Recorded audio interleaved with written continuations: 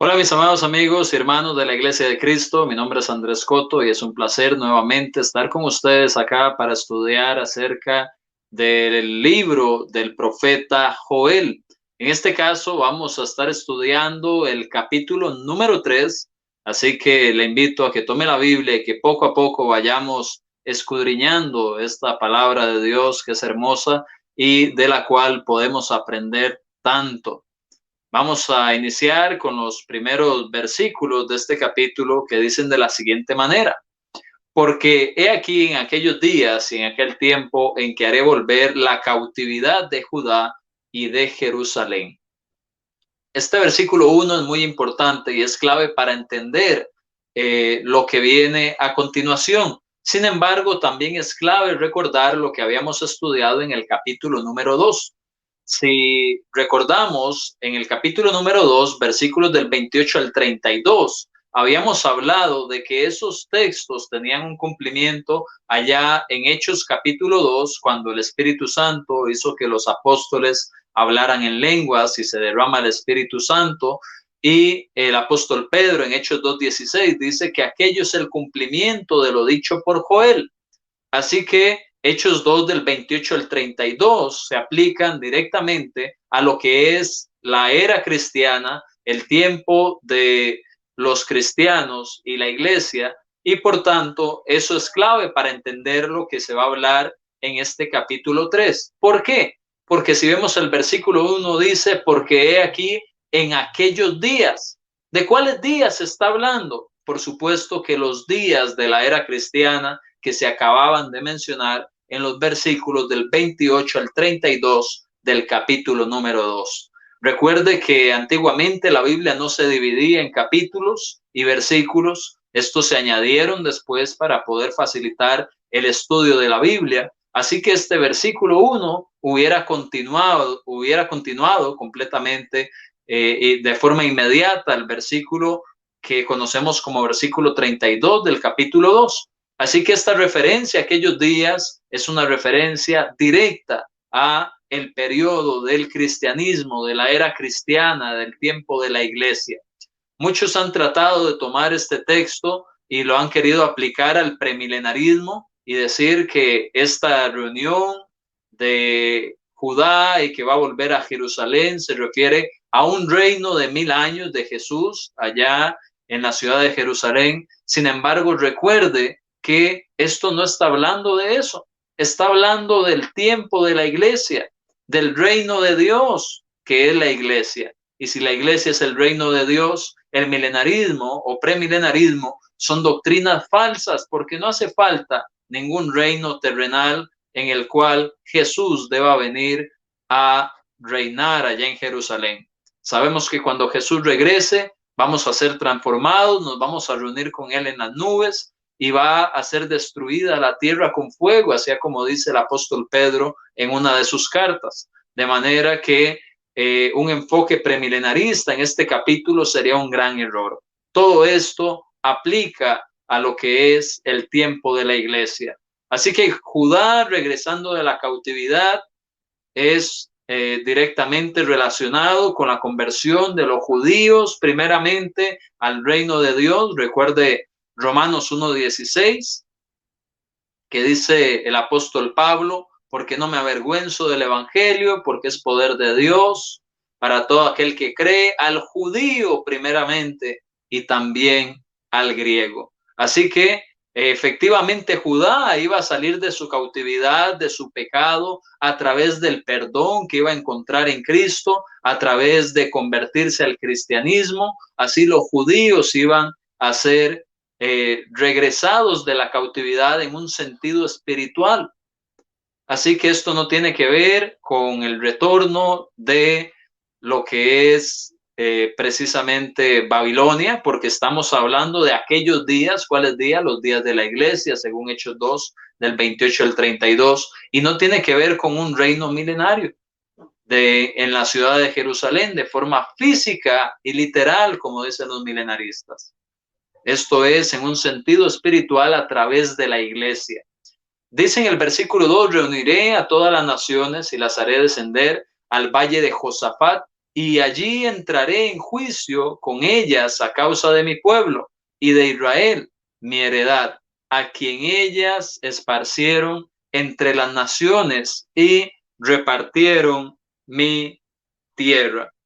En otras palabras, acá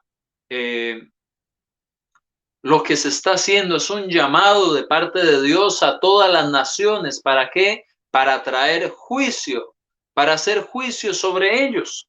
De hecho, el valle de Josafat se puede traducir como valle de jueces o Jehová juzga. Así que se está utilizando este valle de Josafat para hacer una referencia a el juicio que va a hacer Dios. Y por eso se usa ese nombre en un sentido figurado.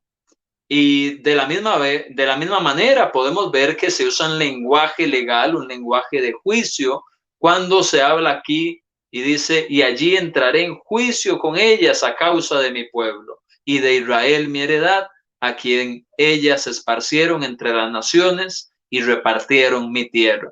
Así que se está hablando del juicio de Dios contra las naciones que le hicieron daño a su Jerusalén espiritual, a la iglesia, tal como se habla allá en Hebreos 12:22, de que la iglesia es la Jerusalén celestial, el monte de Sión. Es de esto de lo que se está hablando, de los enemigos de la iglesia, de aquellos que persiguieron e hicieron daño y hacen daño a la iglesia. Dios dice que va a traerles en juicio a esos enemigos de su pueblo. Por otra parte, vamos a continuar leyendo los versículos siguientes. Dice, y echaron suerte sobre mi pueblo, y dieron los niños por una ramera, y vendieron las niñas por vino para beber.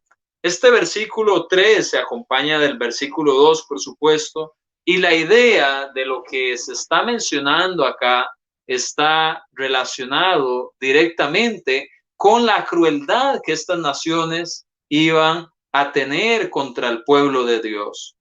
Se están mencionando cosas horribles, cosas feas que se le hacen a la Jerusalén espiritual, a la iglesia de Dios, y lo que se está dando es la idea de los daños que hicieron estas naciones, que esparcieron, que vendieron a los niños y que hicieron este tipo de cosas.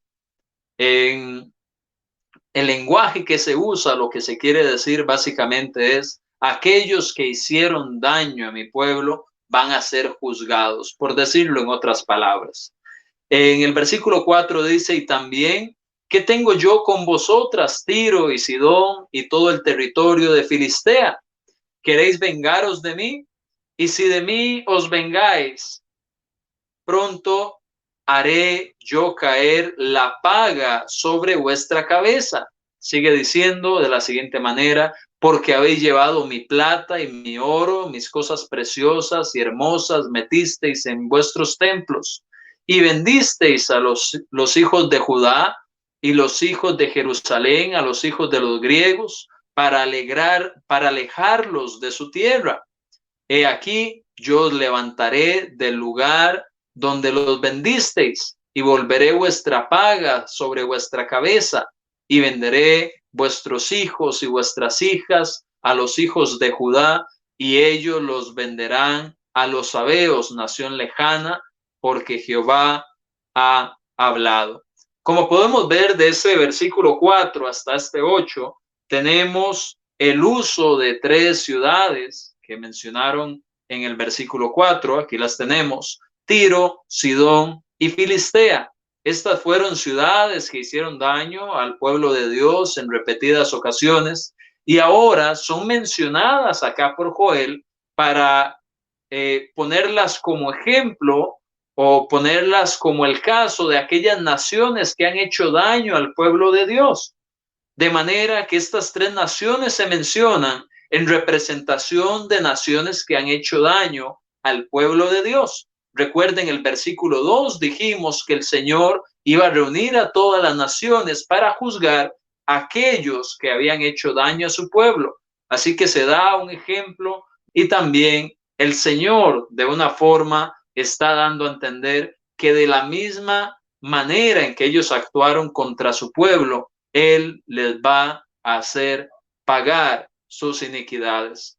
De manera que acá se está precisamente llamando la atención de las naciones que hicieron daño al pueblo de Dios y por tanto deberán de enfrentar ese juicio del cual se habló de forma figurada ya cuando se mencionó el valle de Josafat. No que el juicio sea figurado, porque el juicio de Dios contra los enemigos de su pueblo se va a dar, pero sí que el nombre valle de Josafat es figurado por, como ya dijimos, el nombre literalmente significa Jehová juzga o valle de jueces.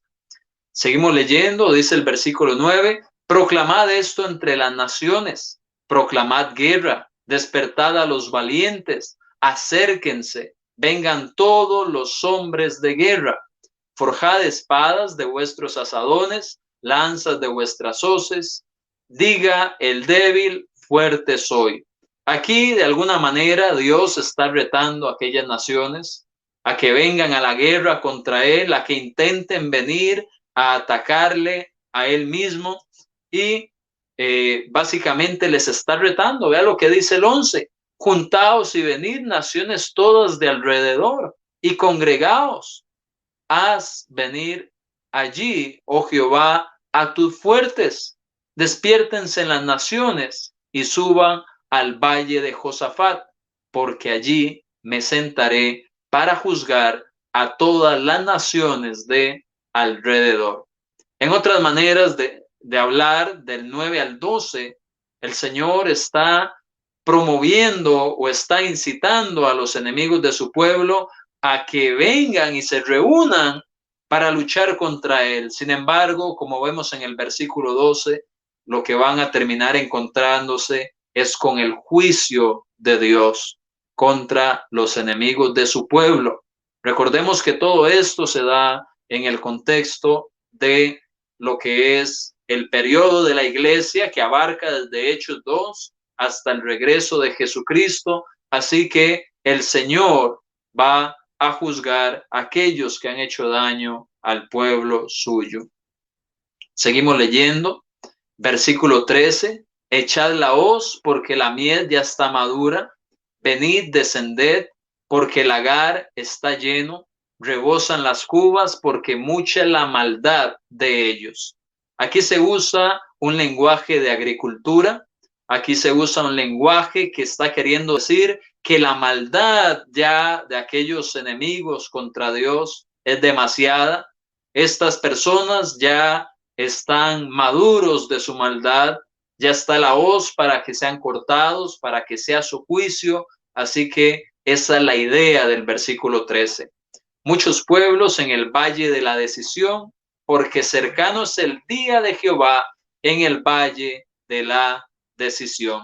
Esto posiblemente es una referencia al juicio final de Dios, el valle de la decisión final, la decisión final cuando Cristo regrese, porque estamos hablando ahora de lo que es precisamente la era cristiana. Ya se habló del día del Señor antes de la era cristiana, ya con las langostas, se ha hablado del día del Señor en diferentes formas, pero ahora va a haber un día del Señor. Recordemos que cuando hablamos del día de Jehová o el día del Señor, es un día en el cual el Señor trae juicio contra sus desobedientes y no podemos dudar el hecho de que va a haber un juicio final, un momento final en el cual la decisión de Jehová va a venir sobre aquellos que han sido rebeldes a su causa. Nuevamente encontramos el lenguaje acá en el 15, del sol y la luna se oscurecerán y las estrellas retraerán su resplandor. Así que nuevamente la idea es de juicio, ya lo hemos mencionado en capítulos anteriores. Esto no es un lenguaje literal precisamente cuando se habla del sol, de la luna, de las estrellas. Tiene que ver con la venida del juicio de Dios. Ahora bien, sabemos que en el juicio final todos los elementos y todas las cosas materiales van a ser destruidas con fuego como el apóstol Pedro lo menciona en sus cartas. Sin embargo, la idea que viene acá acompañándose de los versículos anteriores es el juicio de Dios ante sus enemigos, los enemigos de la iglesia, aquellos que la persiguieron y le hicieron daño a su Jerusalén espiritual.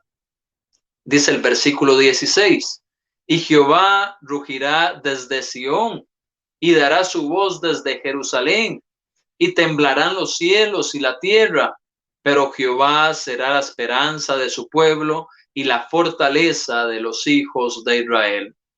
Les recuerdo, seguimos hablando del Israel espiritual, de el pueblo de Dios, en el cual se incluye la iglesia, y por tanto, acá tenemos en el versículo 16 una figura de un Dios que viene y trae juicio, trae una situación muy seria.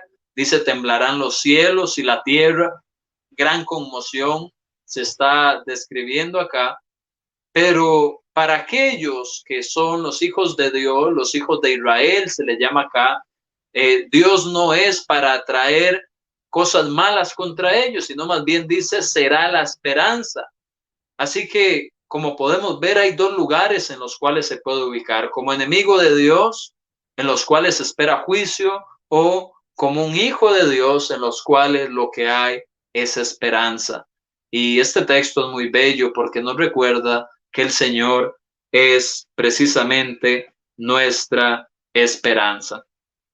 Seguimos avanzando, dice el versículo 17, y conoceréis que yo soy Jehová vuestro Dios, que habitó en Sión, mi santo monte, y Jerusalén será santa, y extraños no pasarán más por ella. Básicamente, al final, aun con que los enemigos hayan querido perseguir a la iglesia de Dios, al pueblo de Dios, porque todo esto se da, recuerden, aquellos días de Joel 2, del 28 al 32. Así que con todo y con que los enemigos hayan querido hacer daño, al final el que prevalece es Dios. Yo soy Jehová vuestro Dios, dice acá, que habito en Sión. Recuerde, según habíamos mencionado, de Hebreos 12, 22 en adelante, el Sión espiritual es la iglesia, el pueblo de Dios, así que Dios habita con su pueblo. Mientras que los enemigos de Dios esperan juicio, Dios va a habitar con su pueblo. Somos su santo monte, somos su Jerusalén, ya no en un sentido físico. Y a diferencia, nótese algo muy interesante, a diferencia de la Jerusalén física, que muchas veces fue atacada y fue destruida por babilonios, griegos, medopersas, romanos, que tantas veces fueron atacadas, fue atacada esa ciudad en el sentido físico. Ahora la Jerusalén espiritual, la iglesia, no va a ser víctima de extraños que vengan a tratar de atacarla. La Jerusalén física sí, muchas veces fue atacada y la vencieron y la destruyeron, pero ahora en esta Jerusalén que se menciona acá en el versículo 17, que la espiritual, una referencia al pueblo de Dios, a la iglesia también, esa Jerusalén no va a ser pasada por extraños, porque Dios está en medio de su pueblo y Dios los defiende. Dice el versículo 18, sucederá que en aquel tiempo que los montes destilarán mosto y los collados fluirán leche y por todos los arroyos de Judá correrán aguas y saldrá una fuente de la casa de Jehová y regará el valle de Sittim. Aquí podemos ver una serie de bendiciones y al igual que como estamos viendo en un sentido espiritual a Jerusalén y estamos viendo en un sentido espiritual el monte de Sión, debemos de entender que estas bendiciones son espirituales también.